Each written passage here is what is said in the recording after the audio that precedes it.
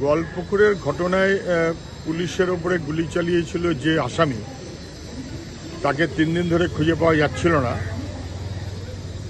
Police দাবি করেছে যে আজকে এনকাউন্টারে সে মারা গেছে। ডিজি তো গিয়ে বলে এসেছিলেন একটা গুলি চালালে 4টে গুলি চালানো হবে, একটা গুলির পরিপ্রেক্ষিতে 4টেই হোক আর 4টে গুলির পরিপ্রেক্ষিতে একটা গুলিই হোক, ইট ইজ এনকাউন্টার। যে মারা গেছে সে আসামি, আমি ধরে নিচ্ছি সে ক্রিমিনাল, কিন্তু আইনের শাসনে তার তো বিচারের অধিকার আছে, সংবিধান তো তাই বলে। ফলে আমাদের আইনের শাসনে অথবা সংবিধানে এনকাউন্টার এটা কিন্তু স্বীকৃত নয়, ওটা যোগী রাজ্যে স্বীকৃত, ওটা মোদি অমিত শাহ গুজরাটে স্বীকৃত। মোদি অমিত শাহ কিংবা যোগীর অনুকরণে বাংলায় এনকাউন্টার কি চালু হলো, এই কোয়েশ্চেনটা উঠবেই। এনকাউন্টার না ফেক এনকাউন্টার, সে কোয়েশ্চেনও উঠবেই।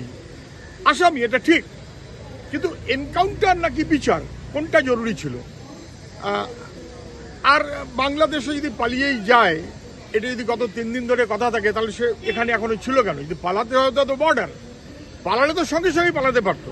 ফলে এটা নিয়ে নানাবিধ প্রশ্ন আছে এবং প্রশ্ন উঠবে। একজন আসামি মারা গেছে, এনকাউন্টার বলে বলা হচ্ছে, কিন্তু এটা আমাদের রাজ্যের চালু ব্যবস্থার সঙ্গে যায় না। আইনের শাসন না থাকলে যা হয়, দুষ্কৃতীদের অতিরিক্ত ভরসা যদি পুলিশ যোগায়, তাহলে দুষ্কৃতী মাথায় চেপে বসে পুলিশের এবং পুলিশ আক্রান্ত হয়। পশ্চিমবাংলায় এখন সেই ঘটনাই ঘটছে। এনকাউন্টার তার একটা রিটালিয়েশনের ফর্ম, এটা গণতন্ত্র সম্মত নয়।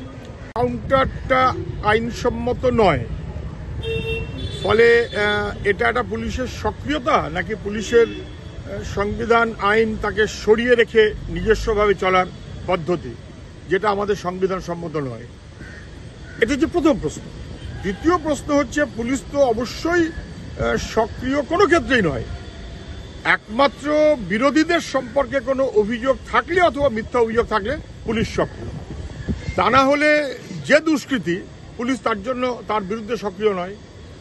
শাসক দলের অনুগত রাজনৈতিক কর্মী, পুলিশ তার জন্য সক্রিয় নয়, বরং পুলিশ তার পাশে দাঁড়ায়। আপনি শাহজাহান দেখুন, আপনি অনুব্রত দেখুন, আপনি শওকত দেখুন, ওই যে কালিয়াচক দেখুন, এগুলোর ক্ষেত্রে পুলিশ একরকম, আর আদারওয়াইজ বিরোধী হলে পুলিশ সক্রিয়। হঠাৎ এই ঘটনায় রাজীব কুমার গুজরাটের থেকে কোনো মেসেজ পেয়েছেন কিনা এবং তার পরিপ্রেক্ষিতে এনকাউন্টারের কথাটা ভাবলেন কিনা, সেটা সময় বলবে। আর কিছুক্ষণ আমার মা বাবা তো শোকগ্রস্ত বটেই খুবই, এবং তারা কিন্তু আবারও সে একই কথা বলছেন যে জাল ওষুধের প্রতিবাদ করার কারণেই মুখ্যত এবং থ্রেট কালচার তার মুখোমুখি হয়েই কার্যত তাদের মেয়েকে চলে যেতে হয়েছে।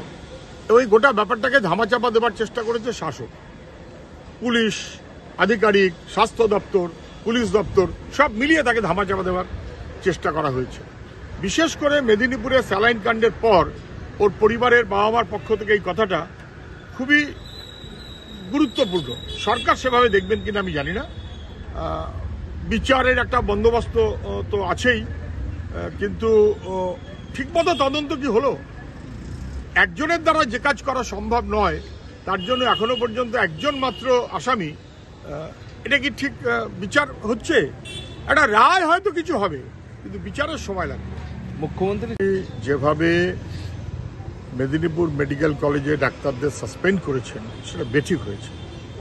জাল ওষুধ যারা কিনলো এবং যারা সেটাকে ব্যবহার করার পারমিশন দিল, তারা তো আধিকারিক, স্বাস্থ্য দপ্তর।